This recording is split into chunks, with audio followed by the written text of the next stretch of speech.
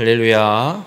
오늘 고린도전서 1장 25절 말씀을 함께 봤습니다. 오늘 읽은 이 본문의 말씀은 18절부터 25절까지 바울이 십자가에도 하나님의 구원의 지혜에 대한 복음에 대한 말씀을 선포하고 있는데, 그 복음에 대한 결론의 말씀이 오늘 본문 25절의 말씀이라고 할 수 있습니다. 하나님의 어리석음이 우리에게 얼마나 큰 은혜가 되는지 오늘 본문을 통해서 깨달으시고, 바라긴 우리 모든 성도님들의 삶은 나를 내세우고 사는 것이 아니라 오직 하나님만 온전히 나타내는 그냥 축복의 삶이 되시길 주님의 이름으로 축원합니다. 지금 바울은 고린도 교회에서 분쟁을 하고 있는, 팔을 만들어서 분쟁하고 있는 고린도 교회를 향해서 편지를 쓰고 있고, 그 분쟁의 해결 방안에 대해서 복음밖에 없음을, 복음만을 따라야 됨을 분명하게 선언하고 있습니다. 그리고 이 고린도 교회에는 헬라 철학자들도 계속해서 지혜를 구하고 있었고, 하지만 참된 지혜가 아니라 자신들이 갖고 있는 내가 만족할 만한 지혜만 찾아서 따르고 있었던 모습들이 있습니다.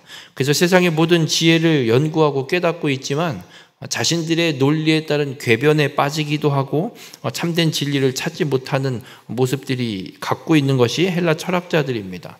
그래서 이 헬라 철학자들에게, 지혜자들에게 아무리 복음을 이야기해도 그들에게는 복음은 미련한 것이 되어버립니다. 또 유대인들은 하나님께 택한 민족, 하나님이 우리를 선택하셨고 우리를 택하셨고 우리는 하나님의 민족이다라는 선민사상을 갖고 그 선민사상에 갇혀서 오히려 메시아가 하나님의 약속대로 이 땅에 오셨을 때 그 메시아를 믿지 않고 오히려 배척해서 십자가에 못 박는 모습들이 갖고 있는 것이 유대인들입니다.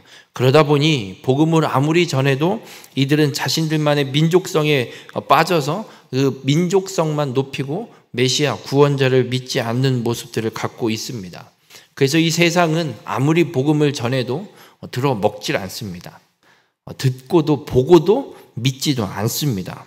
그런데 바울은 계속해서 반복해서 선언하는 것이, 그럼에도 불구하고 내가 이야기할 것, 우리가 이야기할 것, 우리가 전할 건 십자가에 못 박혀 죽으신 그리스도, 이 십자가의 도밖에 없다라고 바울은 선언합니다. 하나님의 본체이신 예수 그리스도께서 우리와 동일한 육신을 입고 이 땅에 오셔서 우리의 죄를 대신 지시고 십자가에 죽으심으로 우리의 모든 죄를 해결하신 하나님, 그 예수 그리스도의 십자가의 죽음과 부활을 통해 우리를 구원하셨다, 우리를 죄에서 구원하셨다라고 선언할 수밖에 없고 전할 수밖에 없다라고 바울은 이야기를 합니다. 그런데 이 복음이 반복해서 끊임없이 선포되고 있는데 사람들은 미련한 것을 생각합니다. 왜냐하면 어떻게 신이 인간이 돼서 이 땅에 올 것이며 신이 인간을 위해서 대신 죽는다는 게 말이 되냐? 그것이 어떻게 신이라 할 수 있냐? 그래서 사람들은 인간이 된 신을 믿지도 않거니와 말도 안 된다 생각하거니와, 그리고 십자가에 죽은 예수는 완전한 패배를 한 존재로밖에 생각되지 않기 때문에 사람들에게 이 복음은 아무리 생각을 해봐도 구원의 지혜가 아니라 미련한 것으로밖에 생각할 수 없습니다. 그런데 우리가 잊지 말아야 될 게 있습니다. 그럼에도 바울은 오늘 분명하게 선언합니다. 하나님의 이런 어리석음이, 사람들이 보기에 미련해 보이는 하나님의 이 어리석음이 우리를 구원하는 유일한 길임을 오늘 분명하게 선언하고 있습니다. 우리 모든 성도님들, 십자가의 죽음과 부활이 우리를 구원하는 유일한 길이고 하나님의 능력이고 이 세상 그 어떠한 것과도 비교할 수는 없는 하나님의 지혜임을 믿으시길 주님의 이름으로 간절히 부탁을 드립니다. 그래서 우리는 하나님의 이 지혜와 능력을 다 알 수 없는 존재입니다. 오늘 분명히 본문에 바울이 표현하고 있는 것처럼 하나님의 어리석음이 사람보다 지혜롭습니다. 말을 반대로 하면 이 세상에서 아무리 지혜롭다고 설쳐도 하나님의 미련하고 어리석은 그 것과 비교했을 때 비교할 수도 없을 만큼 미련한 것이 되어버리는 겁니다. 세상에 아무리 잘나고 아무리 똑똑하고 아무리 지혜롭고 아무리 능력이 있다고 해도 하나님하고 비교한다면 전혀 비교될 가치도 없는, 비교할 거리도 없는 존재임을 분명하게 말씀하고 있습니다. 그래서 우리가 이 본문의 말씀을 통해서 한 가지 깨닫는 건 우리는 이런 연약한 존재라는 걸 분명히 깨달아야 합니다.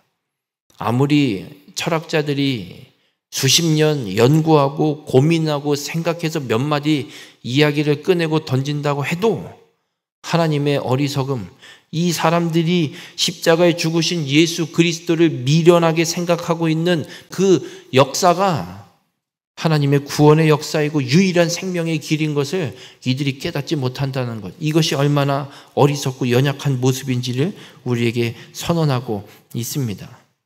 오늘 바울은 본문의 말씀을 통해서 이 고린도 교회에 있는 사람들에게도 분명하게, 성도들에게도 분명하게 선언하는 겁니다. 너희들이 지금 너희에게 세례를 베푼 사람을 쫓아서 분파를 만들고 분쟁하고 있냐? 그 사람이 얼마나 연약한 것인 줄 아느냐?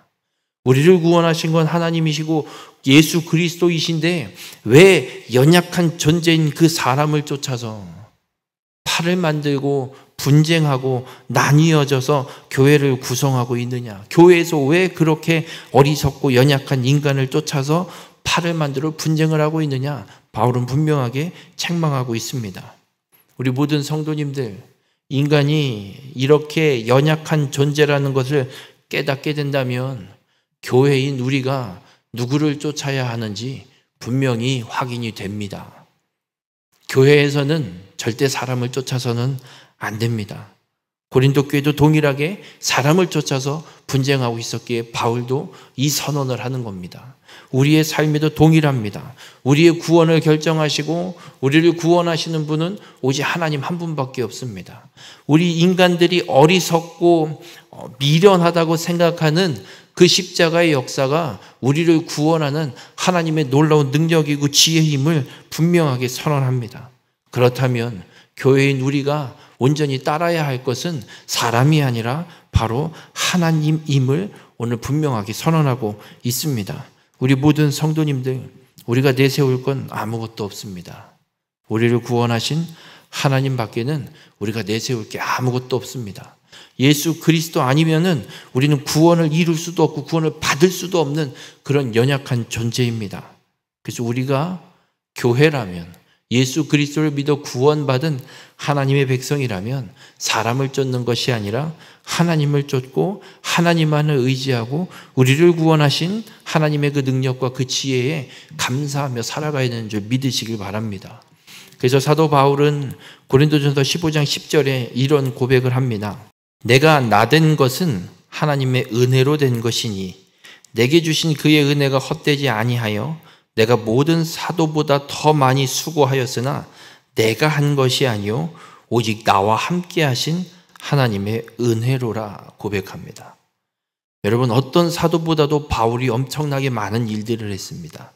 특별히 서신서, 이 성경, 신약 성경의 절반을 이상을 썼던 사람이 바울입니다. 그럼에도 바울이 고백합니다. 내가 이렇게 할 수 있었던 건 내가 한 것이 아니요 나와 함께 하신 하나님의 은혜로 할 수 있었다. 내가 나된 것은 하나님의 은혜로 된 것이다. 바울은 어디에도 자신의 공로를 인정하지 않습니다.